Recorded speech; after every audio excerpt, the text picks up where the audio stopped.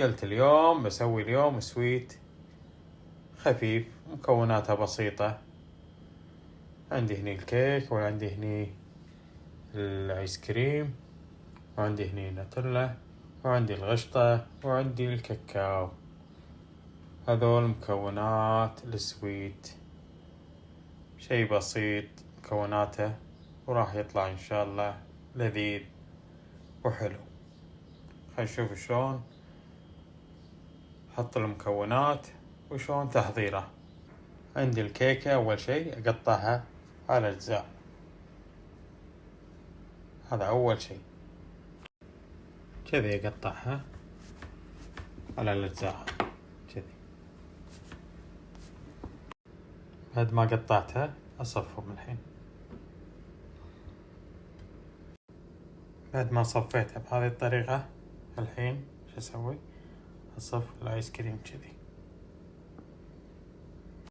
صفيته بهذه الطريقة، قصصته هني وحطيت قطع اللي مقصصهم على الأطراف. حطيت هني نوتيلا، وأحط قشطة، وأضيف عليهم كاكاو الفليك،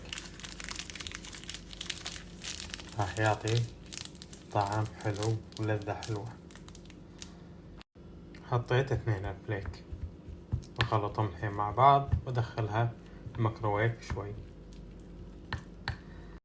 حطيتها بالميكروويف شوية بس عشان تذوب بالميكروويف.